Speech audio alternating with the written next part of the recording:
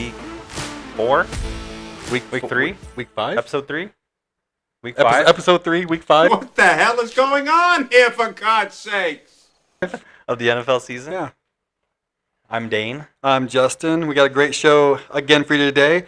We started off with previewing our picks from last week, reviewing those games. Going through the weekly news. We'll get to the Ravens defense, some injuries in the NFL, including Malik Neighbors, Tyreek Hill. Did you see that injury? God. Yeah. Oh my God. Okay, that was nasty. Coaches on the hot seat. Our power rankings now that we're about a quarter way through the season. I mean, it's an odd number of weeks, but generally 4 weeks in the season, call it the quarter way point. Preview some interesting matchups in week 5, and then as always, we give our fantasy, underachievers, overachievers, stardom, situms, and see how we do. Yeah. So And go ahead. actually, this week I had a little surprise segment ready for Justin here. Oh shit! Here we go. You dirty bitch. So just a little backstory on this. Justin and I have a lot of disagreements on one particular quarterback. And so, Justin, if you were going to guess, so as far as total passing yards in the NFL, where is Jalen Hurts? I'm assuming he's probably last. What would you guess? Is he top 30, top 20? I would say he's probably like 32. So he's actually 27th. 27. But That's good, right? let me name some guys that are ahead of him on this list. We got Cam Ward. We got Spencer Rattler. We got Russell Wilson. We got Joe Flacco. Joe Flacco he won a Super Bowl, right? C.J. Stroud. We got Michael Penix Jr. We got Kyler Murray. We got Tua. We got Bryce Young.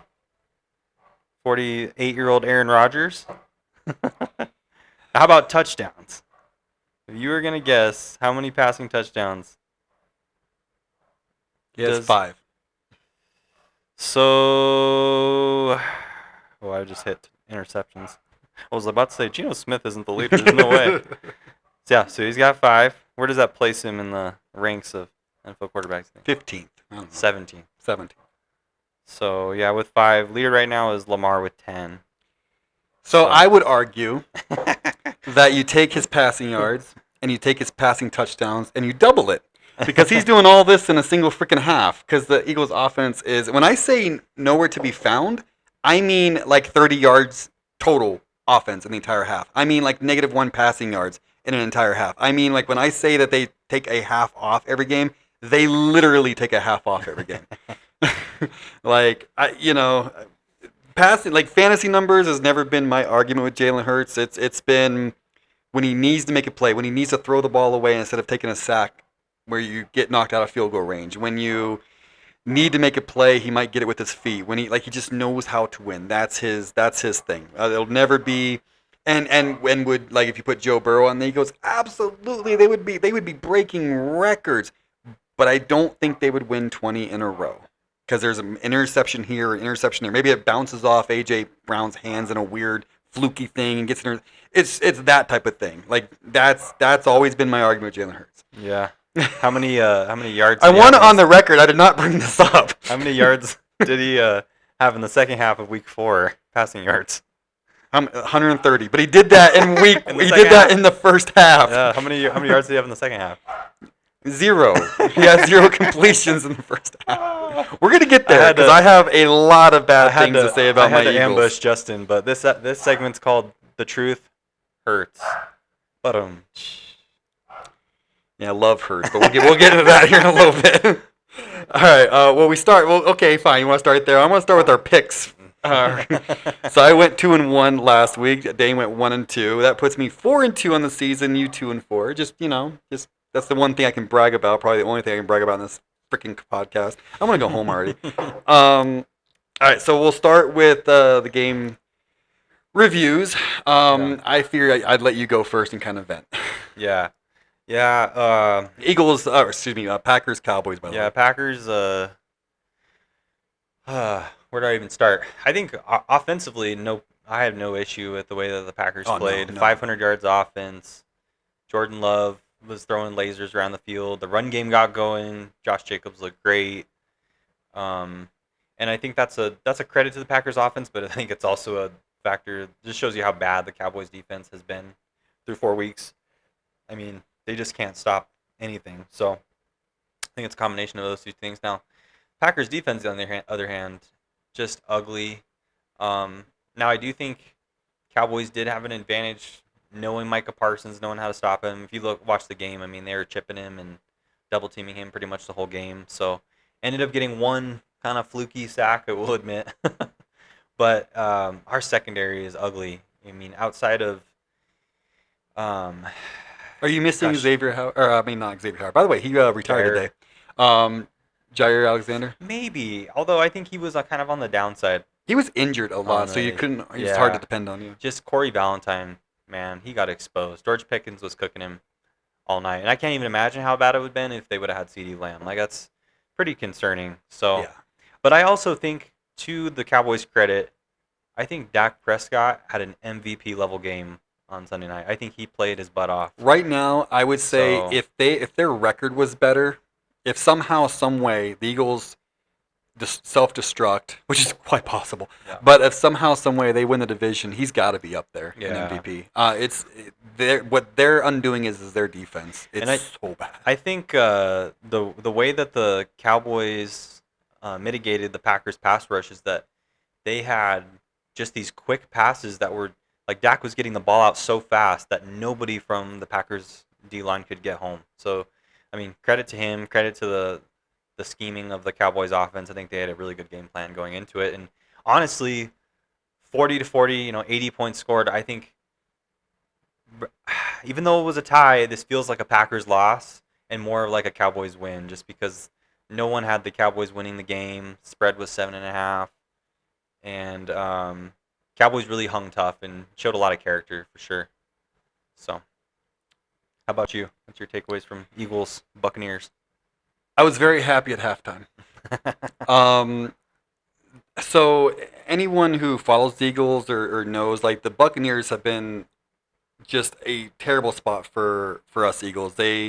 Todd Bowles has Jalen Hurts' number completely. And now, keep in mind, last time we played them last year, this was the last team we lost to, by the way, with where Jalen Hurts started and finished. And in that game, A.J. Brown and Devontae Smith and Lane Johnson didn't play, but they beat us something like, 31-17, somewhere around, something like that. They knocked us out of the playoffs in 2023. They knocked us out of the playoffs in 2021. They have our number, and it was in Tampa. It was like feels like temperature of like 109 degrees on the field. The Eagles went out a day early to try to get acclimated to the heat, which I just laughed at. Like, you're not going to get acclimated to the heat in one freaking day. I thought that would help, like, from the plane ride, maybe. But the heat, give me a break. And I knew Todd Bowles was going to blitz the crap out of us, like he always does, and he did. He came off the bus blitzing the crap out of Jalen Hurts, and Jalen Hurts went 15 of 16. For 130 yards and 2 touchdown passes, and we were up 24-6 at halftime. And that last 3 points by them was a 65-yarder. So they barely had this. They barely got on the board there before the half. Yeah. So I'm feeling really good. I'm like, holy. Now A.J. Brown did not get a target in the first half, but we were rolling. As long as we're rolling, I'm cool with it. Like, pass the open guy, like, whatever. He was passing more than 10 yards down the field. Like, there was, like, I'm like, okay. And then the second half, Todd Bowles hardly ever blitzed. I don't know if it was like, okay, all right, they clearly did their homework. They figured out, and I think he blitzed one time. He did a zero coverage one time. You know what they were living in? They were living in a freaking cover 3, which the NFL picks apart most of the time nowadays. They lived in a cover 3 in the second half. And Jalen Hurts went 0 of 8. And, they say A.J. Brown had, I think, 9 targets that game. It's not about the targets. It's about, like, they're doing stupid hitch routes into a cloud coverage. Like, there was no chance of those things being completed. He did, like, a hitch route 3 times in a row. I'm like, what are we doing? There's no imagination. Like, the first half, it looked like there was 2 different play callers. Like, I don't think that's the case, but it looked like two different people. One person called the first half, another person called the second half. Where was the creativity? Like, they did that, I think it was the Rams game. No, it was the Bucs game. Our lone touchdown, I think, in the second half. Yeah, after the turnover to the Bucky Irving Beautiful, fumble. by the way. They did this tush push, and instead of doing it, they handed off to Barkley. And, of course, to stop the tush push, to have any chance of stopping the tush push, you have to sell out. If you don't sell out, and we're all selling out because that's the play we're running, we're going to get the freaking yard. But now, do you sell out and protect that 1 yard? Or do you have to protect against the 20 yards that we could? Yeah, it's. I love that they showed that because I think that makes the original tush push that more effective. Yeah. Because you have, like you have to second guess for a second. Yep. So I thought that was brilliant. I thought the shuffle passes. As an Eagles fan, I've never seen shuffle passes other than when Andy Reid was with the team. I'm like, where have those been? Like you see Mahomes do it all the damn time. I'm like, can we get some of those? Like some creativity here? Yeah. I think they did another tush push where they threw to Dallas Goedert out to the side. It was a little bit of a different formation, but his stance and everything looked like it was going to be a sneak. Anyway, long story short, I loved the creativity in the first half. Second half, oh my God, I think we had like 30 yards total offense this whole second half. Like I don't know if it's the Eagles did really well game planning for what they thought they were going to get all week long, and they got that in the first half, and then when they changed it up, the Eagles were just too slow and couldn't adjust. Hurts, I did watch it all 22. Hurts, fantastic. Probably one of the best games he's played. Like, if he'd have continued that in the second half, we would be having a discussion right now. But Hurts did miss some open people in the second half. Yeah, it was ugly. There was 9 minutes or something left in the third quarter. There did look like he was concussed or hurt. I don't know if he was concussed. Hurt. He got up very gingerly because after that, it was just off. He almost threw an interception, like double coverage to A.J. Brown. It was in that series where he threw to him 3 times. I think it was the third time. And it's missed him a bunch. Yeah, and it's like, what are you doing? It seems like we went back to the small ball offense where we don't do anything. Everything's around the line of scrimmage, just like playing in a phone booth. And then in your deep ball, your explosive play is always a freaking like slow go or like just a go ball, just where AJ, hey, run straight. Just run straight. And it's like, those are nice when you hit him. It's like, yay, but like, is that our creativity? Is that it? And Hurts didn't, it was out of bounds every single time. Now, I do think AJ was hugging the sideline a little too much. There's nowhere to really put the ball. But still, like, it was really freaking frustrating. I do got some stats, okay? It's ridiculous. So Barkley has the second most attempts with 77. He's got the second worst in yards per attempt at 3.1. 3.1. Yeah. And he's got nowhere to go. I'm a Barkley fan. It's not Barkley. I really don't think it's Barkley. There's people in his face the moment he gets the ball. The offensive line is not playing like they did last year. Yeah, he's not breaking off the big runs like he did last year. But the offensive line is not, like, they're missing blocks galore. I don't know if we miss Mekhi Becton. I know Landon Dickerson's not playing that well. Lane Johnson has missed the last 2 games, well, a majority of them. Mm-hmm. The offensive line is just not. They need to get into that Stoutland University. Like they need to get whipped in shape. The Eagles lead the league with the most 3 and outs. The teams close to them are the Vikings, Titans, and they're the 2 closest. The best is the Colts with at least 3 and outs. Through 4 games, the Eagles have been outgained by 327 yards. That's the 4th worst margin in the NFL, and they're 4-0. Yeah. The Eagles are averaging 251 yards a game. That, for a 4-0 team, that's the fewest since before World War II. So I was saying last week they're the least impressive 3-0 team out there. It's just ridiculous. People want to say Hurts, and I think as a quarterback, you can't be blameless, because if I'm going to sit here and fight for Hurts against people like him who want to down him, even though the Eagles are 20-0, and people want to say, yeah, the Eagles are. I'm like, well, what's the most important position? Then I have to, when the Eagles' offense looks as bad as it does, I got to give the most important position crap too. Yeah. So he is definitely part of it. I try to watch the all 22 because it's baffling to me. It's really good halves, like really good. You saw what they did the second half against the Rams. Ridiculous. You saw what they did the first half against the Bucs. Ridiculous. But it's like such polar opposites. Like when I say they're really good, I don't just mean like really good. Like they're dominating. when I say really bad, I don't just mean like bad. I mean like we're talking like fucking 0 yards of offense an entire half bad. Like it's such polar extremes. It's ridiculous. I will say Hurts has outperformed every quarterback he's faced this year in passer rating. Now that's passer rating. Take it with a grain of salt, but he's had the better passer rating of the two quarterbacks all 4 games. Even Stafford? Mm-hmm. Yep. Huh. And I know, take it with a grain of salt. I think probably the interception hurt him, hurt Stafford. Okay. Speaking of interceptions, he's up to 241 pass attempts without an interception. It's the longest active streak. And he's at 46 total touchdowns and 5 turnovers. He's 18-0 in the last 18 games he started and finished. Eagles are 20-1 in their last 21 games. That's all the good shit. The one thing I did like last against the Bucs is Quinyon Mitchell, man. Yeah. Quinyon Mitchell in coverage. Now he's got him a couple times though. He had 6 on Igbuka and 3 on Godwin. The ones that he really got bad on, there was like a zone coverage. It wasn't 1-on-1. This is just talking about 1-on-1 man coverage. What about the long touchdown to Ibuka? I think. That was manned up, wasn't he? No, Was that Makuba? Makuba and for whatever reason, both safeties were there. I believe it was Makuba and Reed Blankenship both there. I think Makuba bit on something and didn't stay where he was supposed to be. It's a rookie. But yeah, no, Quinyon wasn't there. But so there were 6 snaps man to man on Igbuka and 3 on Godwin. So in 9 targets, he had 9 targets, 2 receptions, 6 yards given up, and he won NFC Defensive Player of the Week. Nice. He is. I think I'm gonna drop my shot here. I think this week's matchup against the Broncos features the 2 best corners in the league right now. Today, like Surtain today. and Quinyon. Yeah, I think Quinyon is so good, dude. Yeah, he is good. I agree. But yeah, I'm just extremely frustrated. There's no route creativity. I don't know how you get better. And if I was AJ Brown, yeah, I'd be frustrated too. He made those statements. He did walk it back today, saying it wasn't to anybody in the building. It wasn't like, I want to be here, blah blah blah. And it felt genuine. So he cleaned up a lot of it. I'm sure he got a talking to, like, hey bro, come on, we don't need this.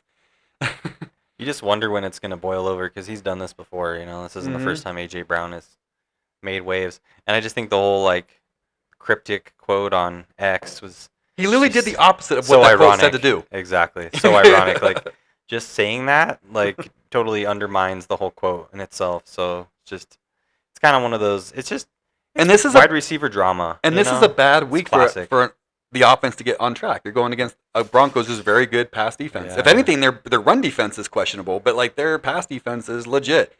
They lead the league in sacks, pressures, quarterback hits, all that. I think Philly's on upset alert this week, honestly. I'd agree. Yeah. I'd agree. Yeah. I'd agree. All right. So the other game that we had was Rams-Colts. Colts. Ooh, and this is a good one too. It was so good. Ooh.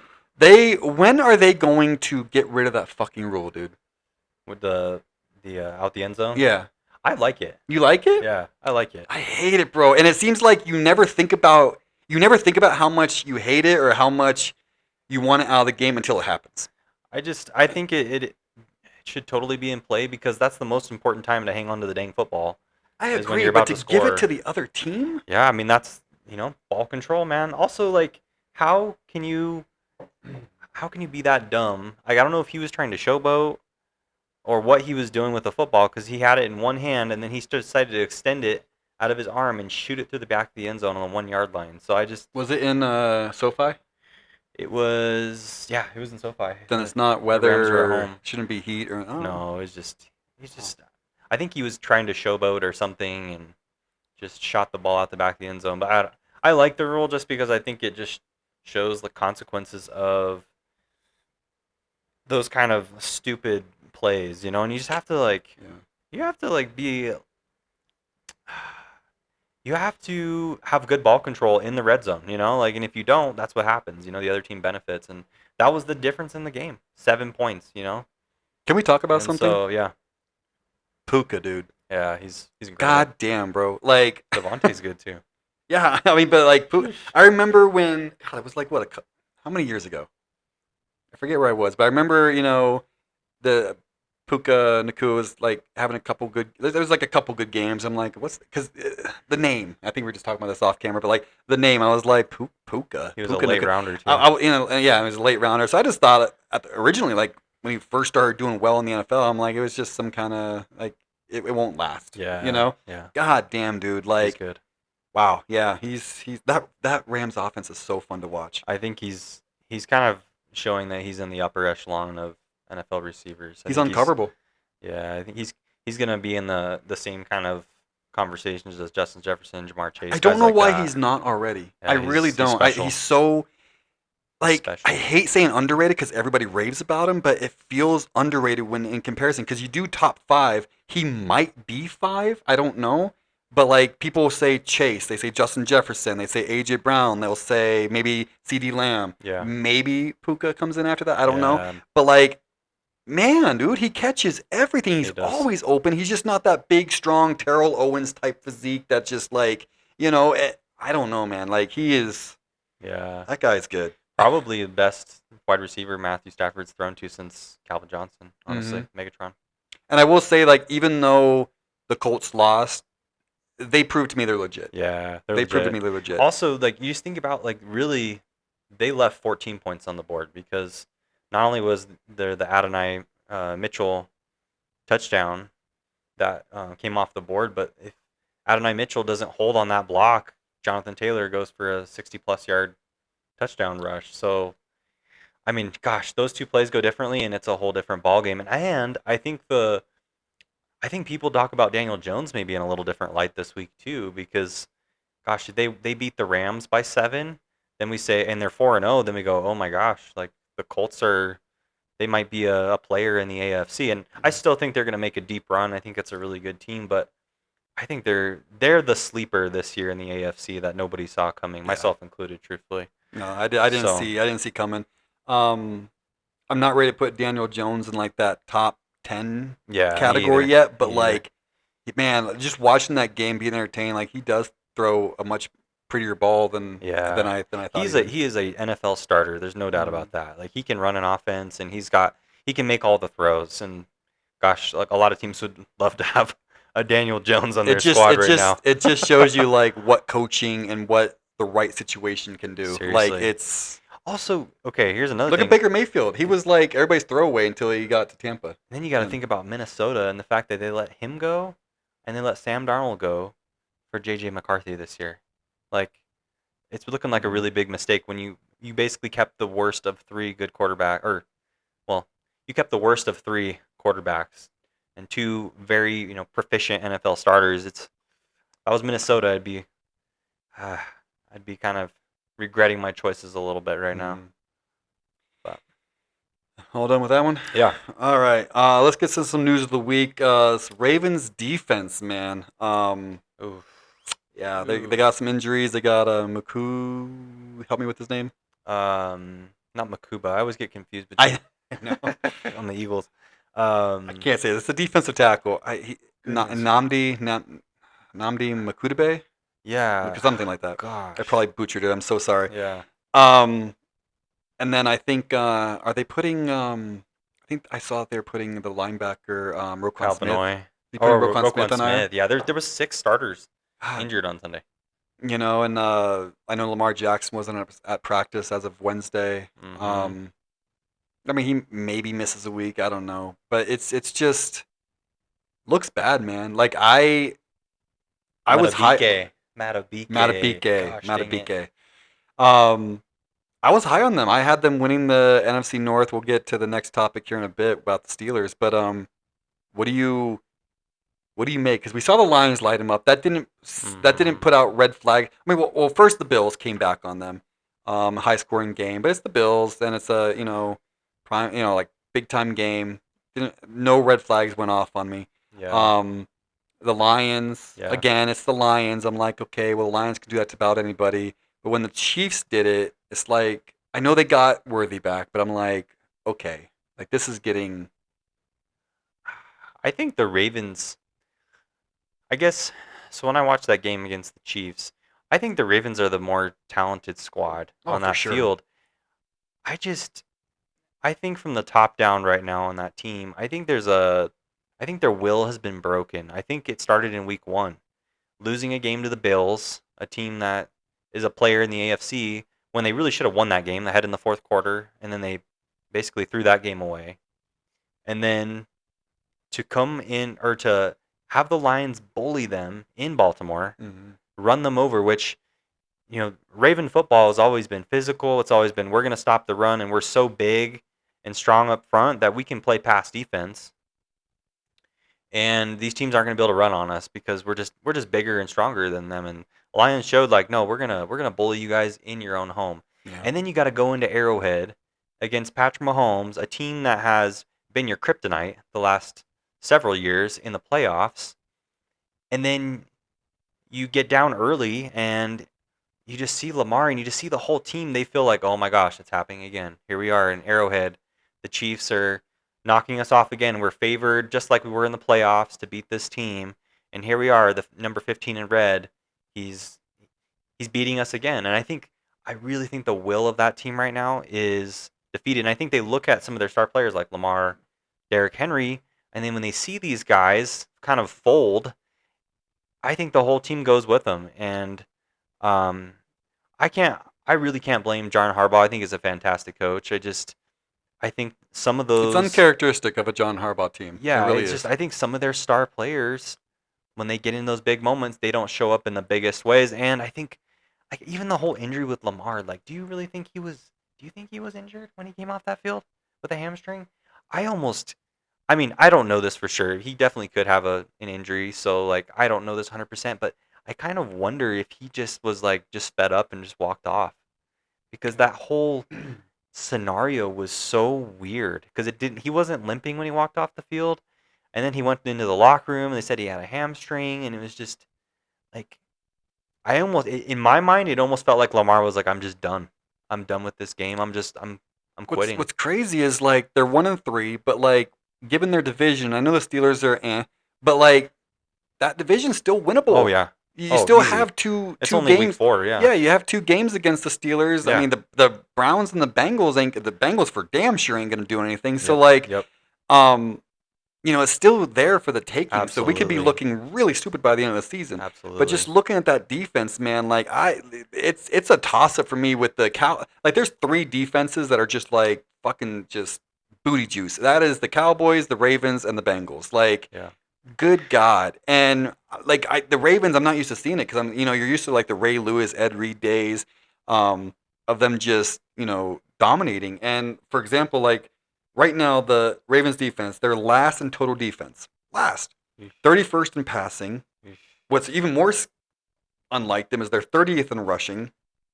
They're last in points allowed. Yeah. Like they are 30th or worse in like all the major defensive categories. Yeah. It's ridiculous. Truthfully, they've played some pretty good teams 2 through 4 weeks. That's so true. That's true. That's part of it. I think it's a league average defense, like if I'm going to be honest with you, but it's not what it used to be. I mean, you just think about some of their stars. Like you think about Marlon Humphrey. That guy used to be a shutdown corner, and he's on the back end of his career. He's not as fast as he used to be, and I don't know. Just in that game against the Chiefs, they looked slow. Like, and I think of course, Xavier Worthy's super fast, so that's part of that equation. But they just look slow, and they just didn't look like they could keep up with the Chiefs.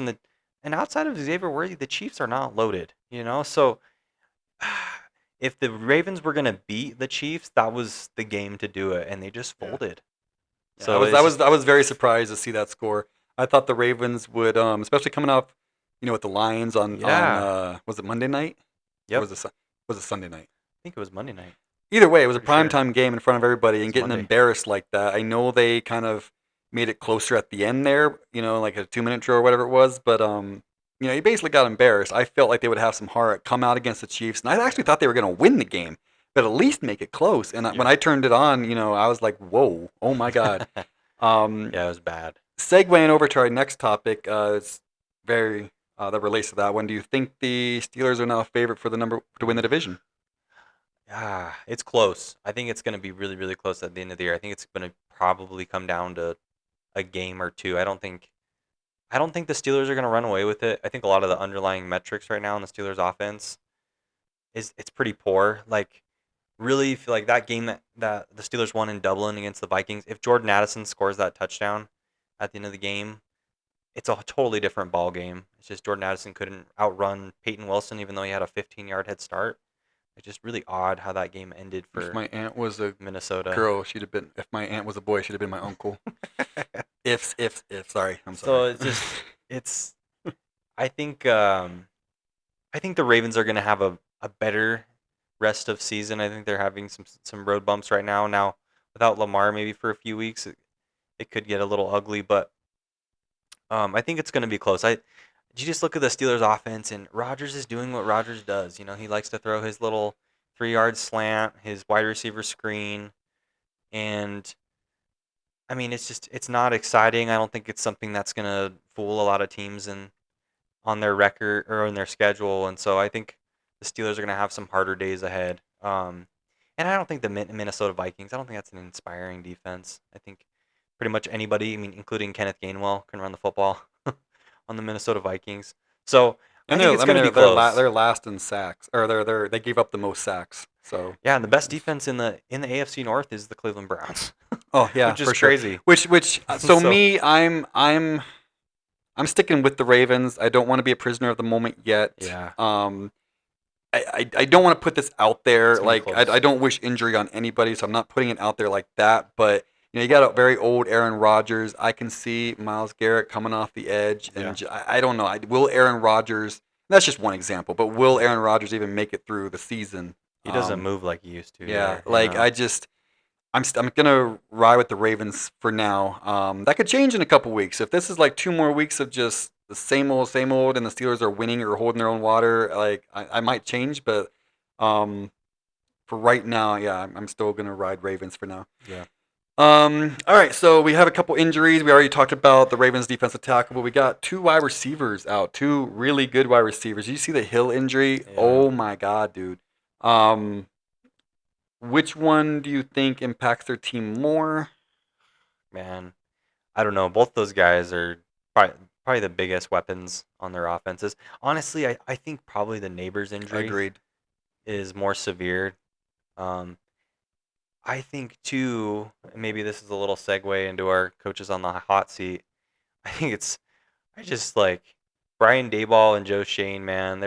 Here they are, like getting a win with a rookie quarterback in LA against a much better football team, and then they got their biggest weapon on offense hurt. And it's just What like, quarter did he get hurt in? I want to say, gosh, No, no. I didn't watch that game real closely. Because I want to see, like, I thought it was second or third quarter, but I could be wrong. But, man, it's a shame. He's an up and comer. He's one of the next all-stars for sure in the NFL, and hopefully he recovers and gets back to his same ability level. It's just such a brutal injury, and part of it too, man. Like what I don't understand too is like why does any team in the NFL have turf anymore?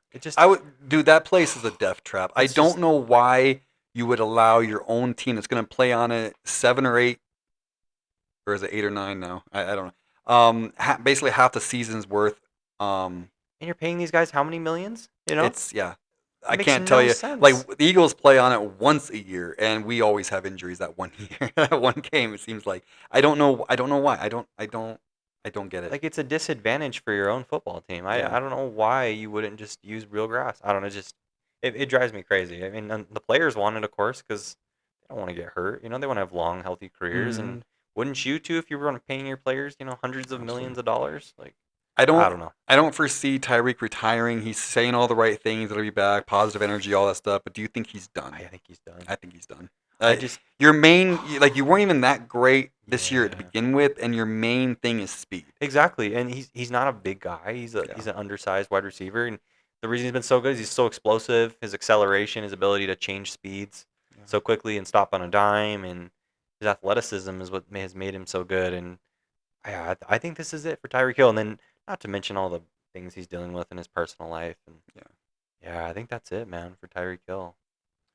All right. So Ready to move on? yeah, All right, let's go to coaches on the hot seat. Mind if I go first? yeah. Please do. I got 2. If you want me to give 3, I'll give 3. I don't want to take anything Go of ahead. yours. Number 1 for me is Zach Taylor. Oh yeah. After a certain amount of time, when you have Burrow, and I understand the GM has not given you a lot of assets on defense. I get that. Bengals don't traditionally pay their players that well, or hold on to them much. They finally got I want to say Hutchinson, but not Hutchinson, Yeah. Hendrickson, Trey Hendrickson. Yeah. done and everything like that. But I mean, at some point, like, got anything? Dude, okay. I was so shocked watching that game on Monday. Okay, I get it. Like you lost Joe Burrow, but does that mean the rest of the team has to fall apart? Does he play every position on the field? Like They did literally built their team for Joe Burrow. Like, everything is there for but him. does that mean we take 45 false start penalties and delay of games? Like Browning was so bad? terrible. And not only that, but Zach Taylor, that's a reflection of coaching as well. That's a reflection of your guys did not show up disciplined, prepared, ready to play football because it was not at all a competitive football game. And not to mention just the lack of creativity on offense when you have two of the best receivers in the NFL. You have T. Higgins, Jamar Chase, and you can't get him the football.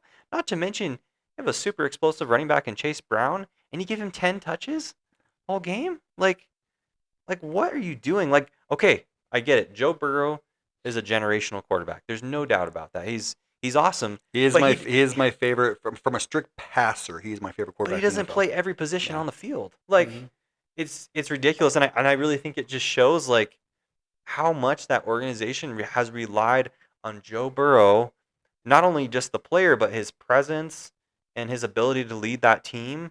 And so when he's not there, everything crumbles. Mhm. And yeah, I think this goes on another week or two. I think Zach Taylor gets fired. I really do. It's that bad.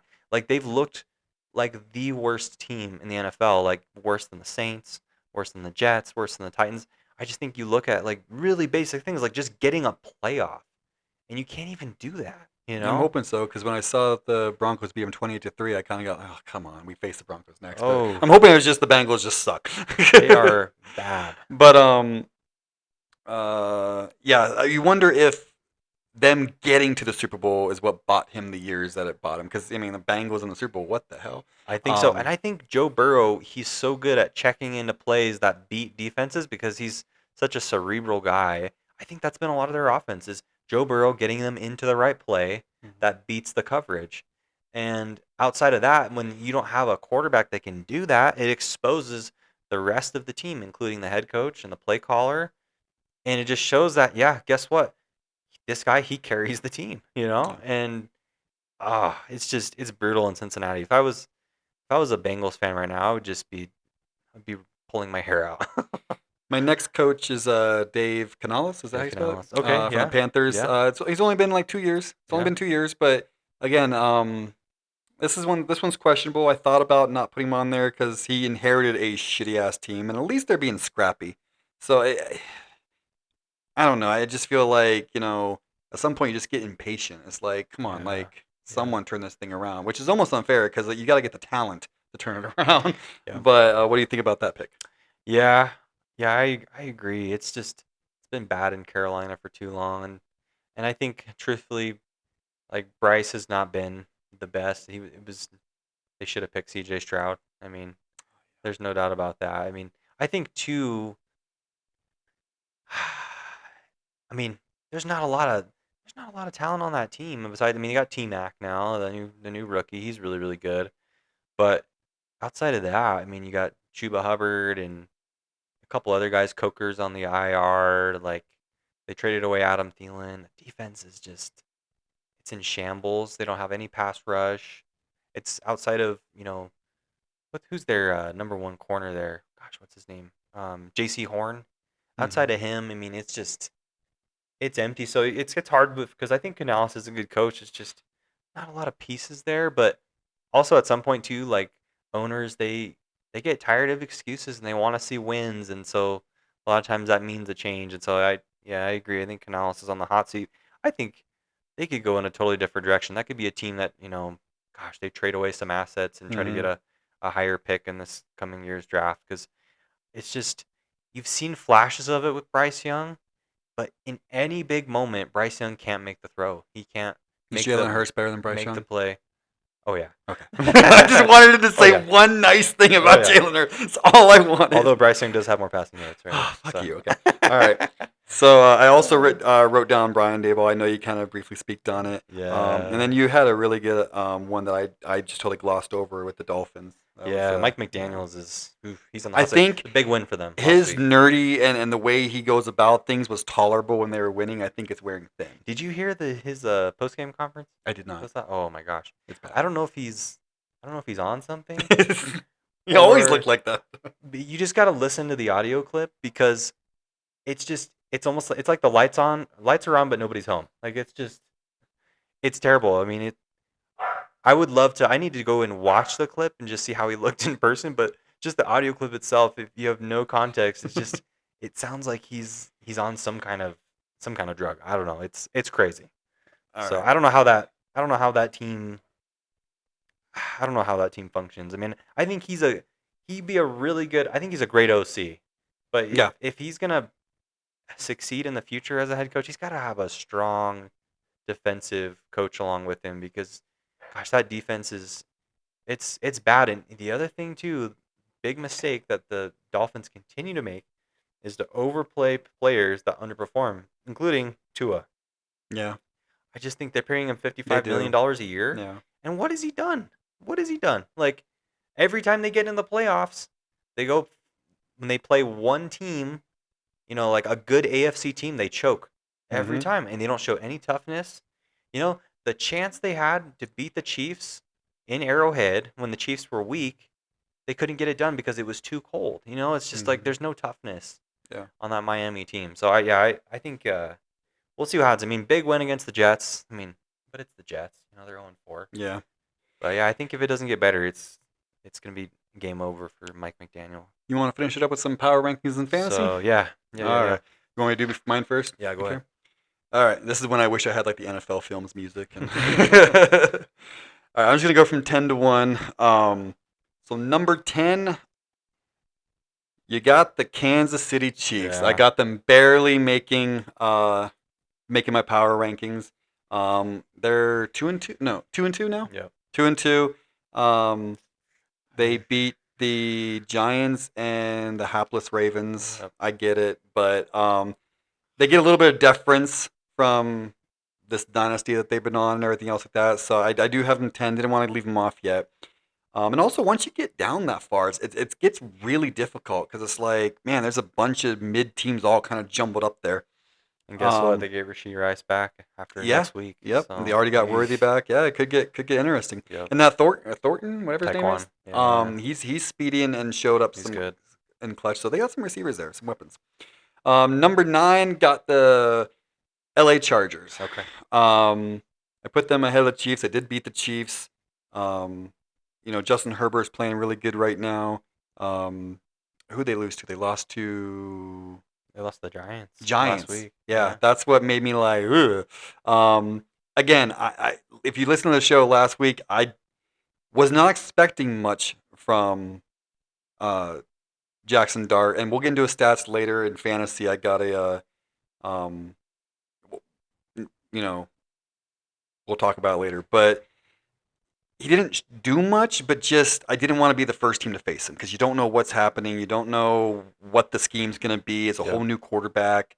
So maybe it was just Chargers got surprised. I don't know. Yeah, their O-line's pretty beat up right now. Too. Yeah, Lost Joe exactly. Alt, And Rashawn the Giants Slater's out. Giants can get after you like no one's business. Yeah. So, they're at 9. At 8, I got the Seahawks.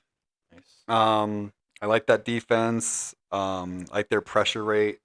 That defense is awesome. Yeah, they blitz a lot. They're really effective at it. 7, I got the team that the Eagles just survived against, the Bucs. Okay. I'm a little worried about their running back now. I guess he got like this ankle or I don't even know if it's a high sprain or I don't know. I don't know much about it. I just know he's on the injury report.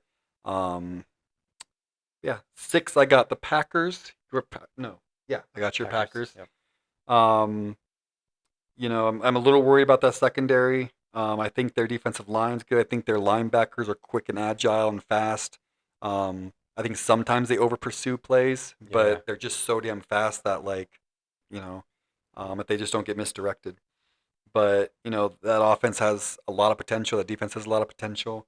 And you want to be playing your best ball at the end. It's not. I mean, I know everybody. You're hungry for football. You want your team to do well, but really, the goal is at the end to play your best Exactly. ball. And peak out in the right time. Yeah. So number 5, I got the Indianapolis Colts. Okay. Nice. I think they're just very consistent. Yeah. I like that offense. Shane Steichen, he's a great play caller. He Sure knows how to is. scheme up stuff. As an Eagles fan, I know that. Number 4, I got the Rams. I think that offense is so fun to watch. Puka is doing his thing. Adams is showing you why he's a great receiver as well. Stafford, I think, is one of the best in the business at slinging the rock. And that defense, especially that defensive line with Verse and company, like they get after you and they're so quick and agile. Like they're at your quarterback in a fucking hurry. Number 3, I got the Lions. I think they're starting to come on, which kind of pisses me off. But until proven otherwise, there's just so much talent on that team, and Hutchinson is playing like he wants to be Defensive Player of the Year. Mm-hmm. Yeah. Number 2, I got the Eagles. Bet that surprised you. Yeah, I was expecting the Eagles to be 1. Got the Eagles, and then I got the Bills number 1. They're both the undefeated. And the Eagles need a little bit of deference from being the Super Bowl champs. But I think and the Bills do have their issues too. I mean, it was the fourth quarter, and the Saints had a chance to take the lead. Saints there were for a running the bit. football on them too. Yeah, That's so something to it's worry not about. like the Bills don't have their own issues, but right now I think Josh Allen is playing as good as almost anybody. They're also unbeaten. I'm gonna put them first. Yeah. Your turn, my man. Yeah, I think. Well, I guess I'll start. At number 10, I got the Denver Broncos. I think really good win this last week. I mean, I know it's the Bengals, but if you just watch the offense, you just see their running game coming along. J.K. Dobbins, man, he looks like old J.K. Dobbins. He looks explosive. He kind of reminds me of his Le'Veon Bell running the Okay, I football. can Like see that. you watch him get up to the line and he almost stops when he gets behind the O line and he just looks for the opening and then he just explodes through it. It's kind of fun to watch. It reminds me of an old Le'Veon Bell, and then R.J. Harvey, their new rookie, man, once he gets going, man, you can just tell how explosive he is. Like there's gonna be a week where he's gonna have some like 80-yard touchdown run or like he's gonna get just a little swing pass out of the backfield and he's gonna take it to the house. He just looks so good. So they're a fun team to watch. At 9, I got the Kansas City Chiefs. Man, it's just every year I think this is the year the Chiefs are gonna fall off, and then here we go. They beat the Ravens in Arrowhead, and then they're gonna get Rashee Rice back here after next week, and then it's just their defense looks good too. I mean, but outside of I would say their biggest weakness right now is running the football. They cannot run the football for their lives. But Patrick Mahomes in the little RPO quick game, man, he was chopping up the Ravens, and that defense, of course, they had to come down to try to stop that, and then they start throwing it over the top. And so I think that's going to be the recipe for success They for the also Chiefs this just year. don't choose to run the ball a lot either. Yeah, That's just an Andy Reid staple. They just put it on Patrick Mahomes. They're like, you know what, you need to carry us, and he can do that. So, yeah, number 9 Chiefs. Number 8, I'm gonna put the Buccaneers.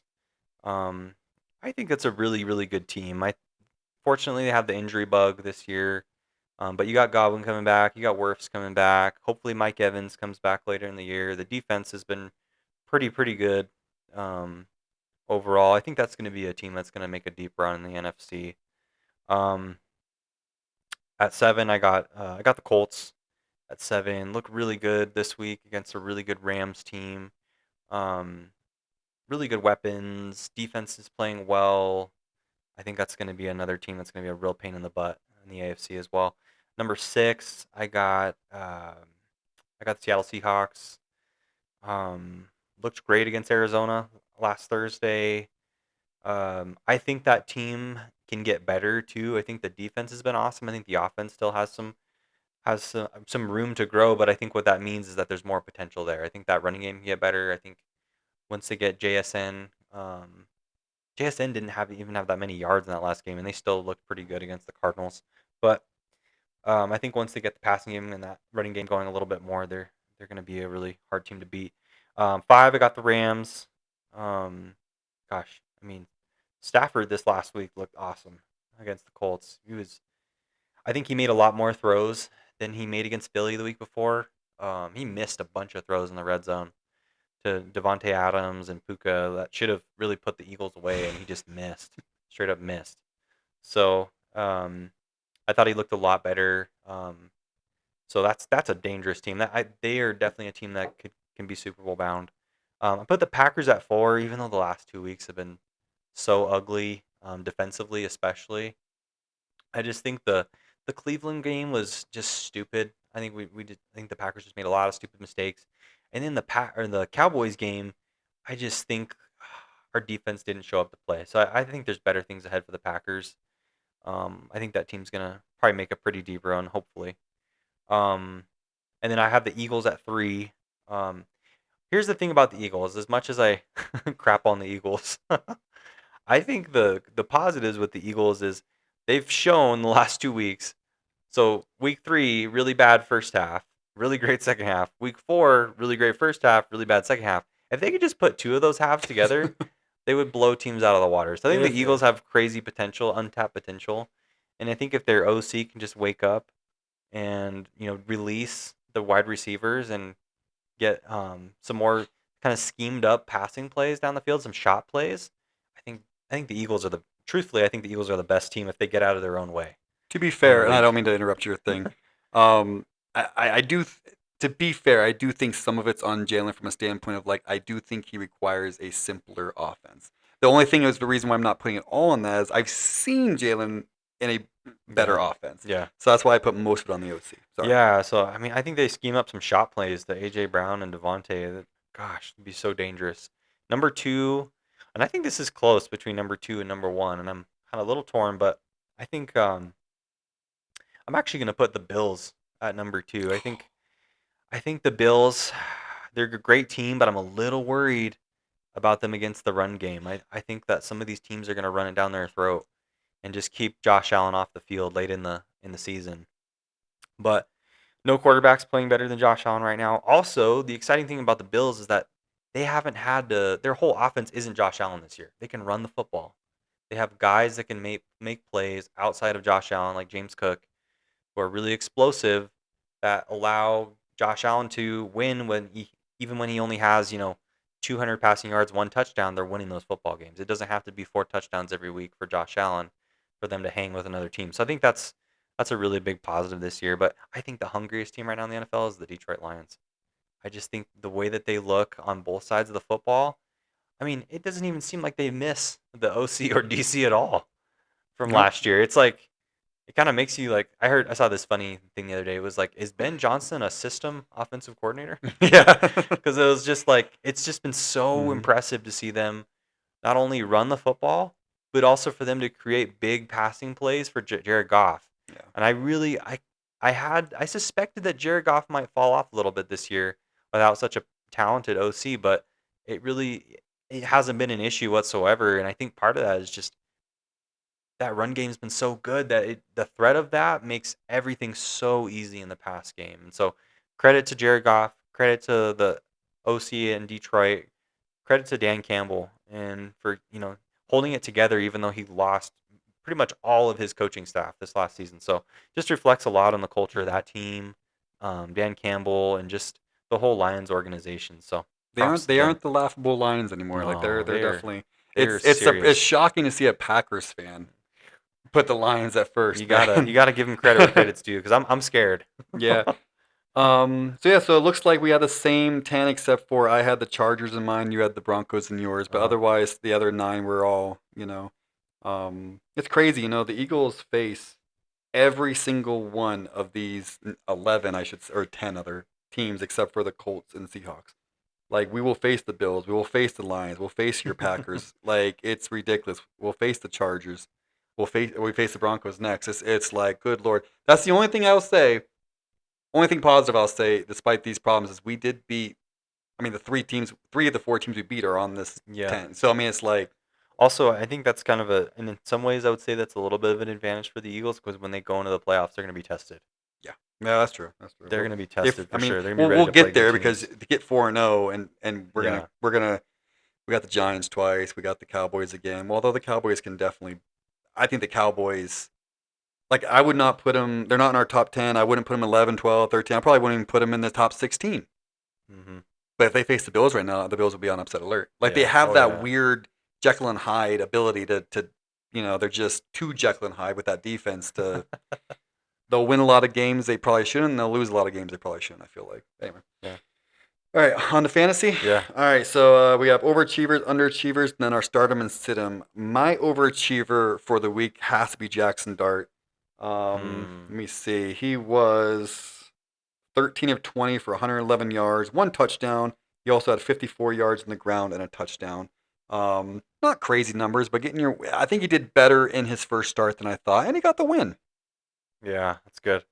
Yeah, I think big overachiever this week, George Pickens. I mean, gosh, Absolutely, yeah. what a monster game against the Green Bay Packers.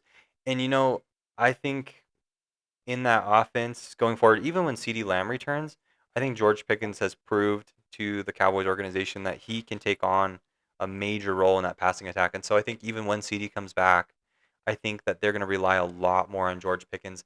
And I don't think that's a negative for CeeDee Lamb. I think that's going to actually open things up for CeeDee Lamb. Too much was on CeeDee Lamb, and he came through into his Yeah. credit. But like, good lord, it was CeeDee Lamb, maybe a little bit of Ferguson, but like it was like CeeDee Lamb or nothing. Yep.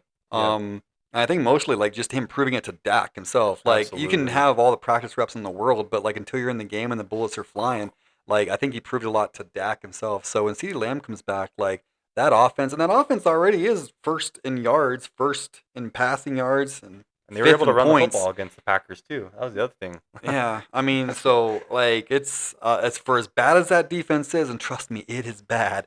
That offense is. And honestly, that makes the fantasy value of those guys even better because they're gonna have to They're score a gonna lot have of to, points yeah, to absolutely, win games. yeah. If you got CeeDee Lamb or Pickens in your lineup, good you're doing for pretty you, good. man. Yeah. My underachiever for the week has to be AJ Brown.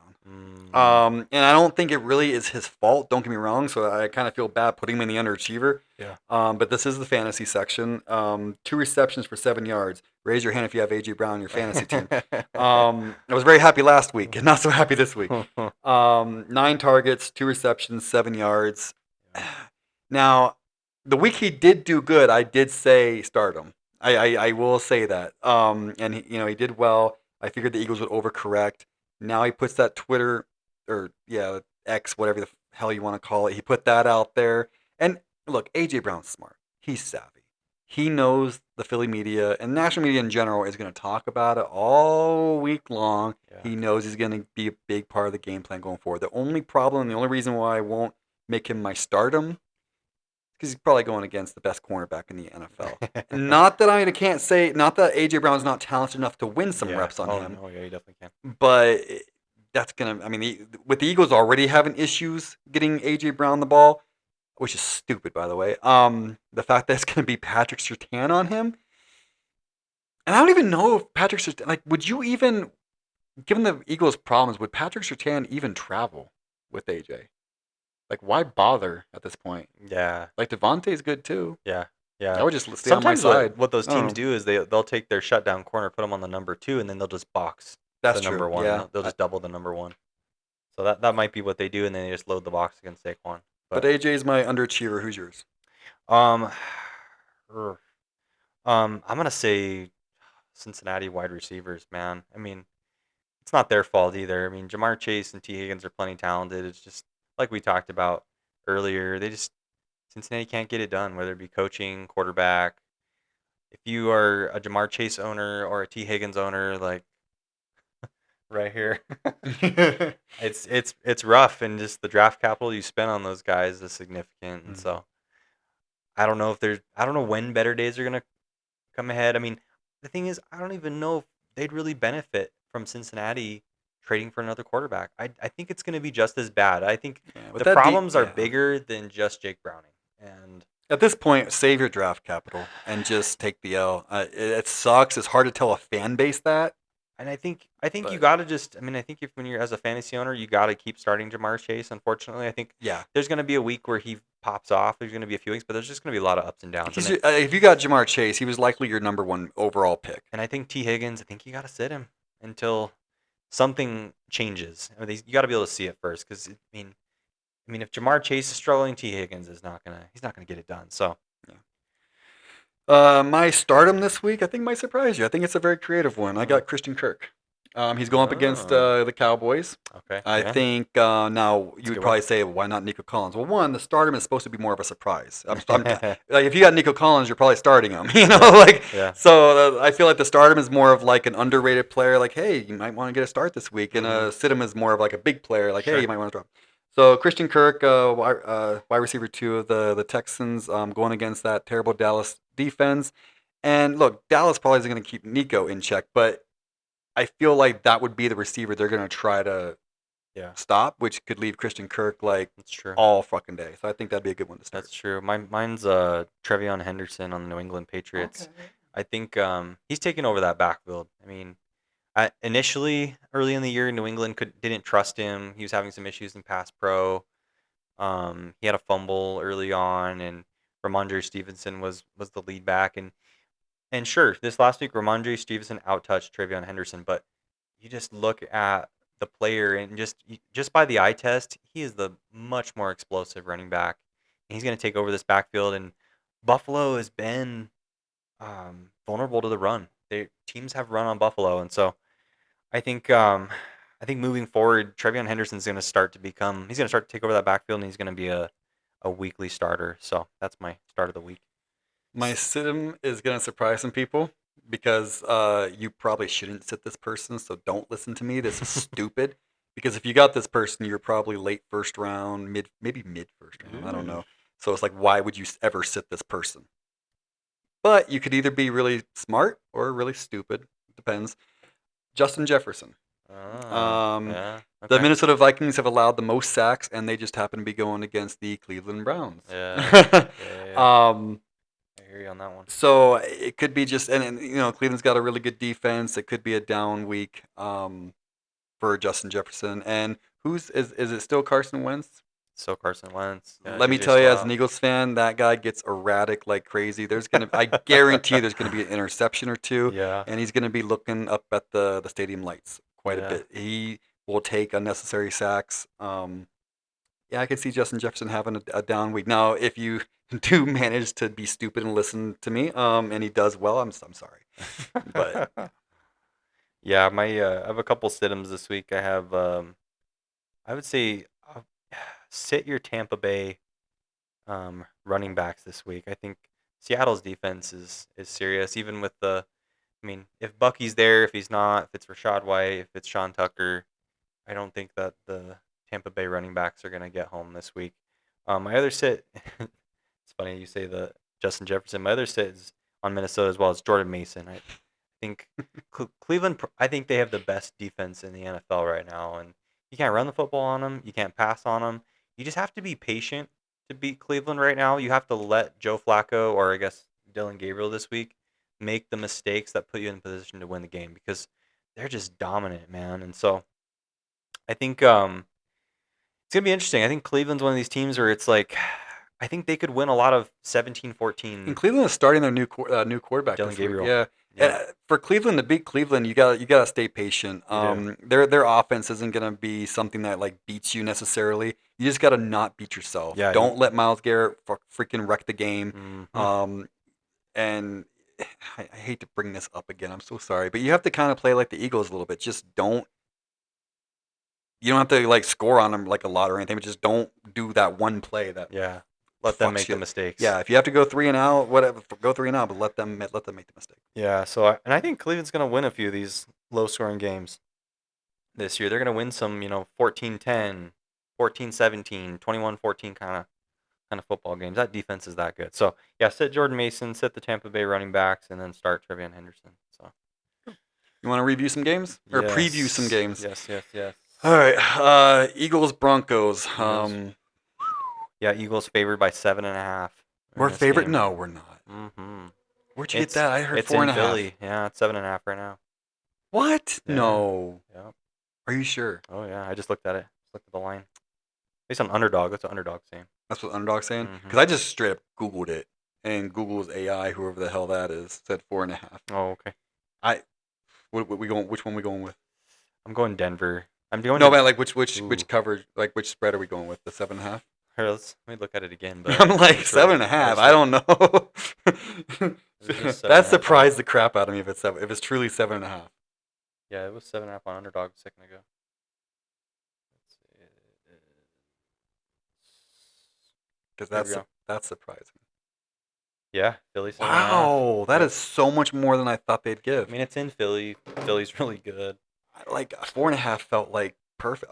Okay. I'm doing Denver to win. You're for doing sure. Denver to win. Yeah. I think Philly's an upset. You realize like you've been wrong on the Eagles game. I just think time. finally, like, I just think all the underlying stats, Philly, a lot of these wins have been kind of fluky.